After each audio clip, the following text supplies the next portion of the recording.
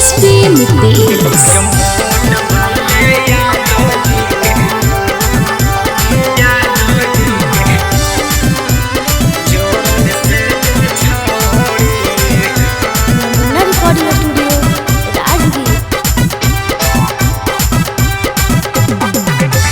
रोजो दाल के छौंकते हैं पचफोरन से गे छौरी। रोजो दाल के छौंकते हैं पचफोरन से गे छौरी। जो मोट भैले यादव जी के जोरन से गे छौरी। जो मोट भैले यादव जी के जोरन से गे छौरी। रोजो दाल के छौंकते हैं पचफोरन से गे छौरी। रोजो दाल के छौंकते हैं पचफोरन से गे छौरी। आगे मोट भैले यादव जी के जोरन से गे छौरी। मोट भैले यादव जी के जोरन से गे छौरी।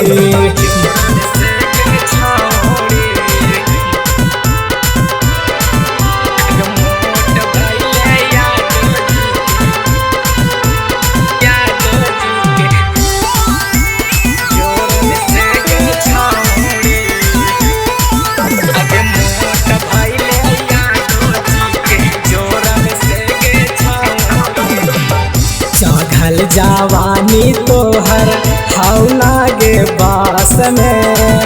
हमारा बुझा हौ गर्मी हटना सनास में। हटना सनास में चढ़ल जवानी तोहर हौला गे बास में। हमारा बुझा हौ गर्मी हटना सनास में। ले बाही सवाद माखन घोरन से गे छौरी। ले बाही सवाद माखन घोरन से गे छौरी। आगे मोट भैले यादव जी के जोरन से गे छौरी। आगे मोट भैले यादव जी के जोरन से गे छौरी।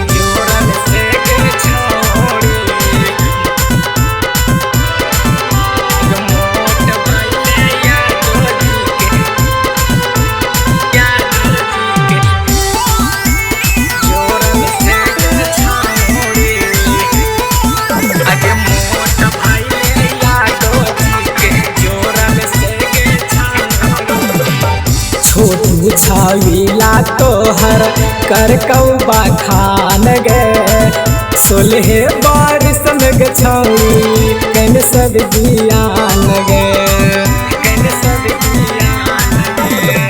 छोटू छावीला तोहर कर कौबा खान गे।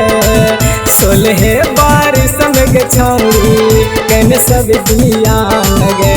रवि लाल गुलाब रोजो भोरन के गे छौरी। रवि लाल गुलाब रोजो भोरन के गे छौरी। आगे मोट भैले यादव जी के जोरन से गे छौरी। आगे मोट भैले यादव जी के जोरन से गे छौरी। नमूना रिकॉर्डिंग स्टूडियो राजगीर।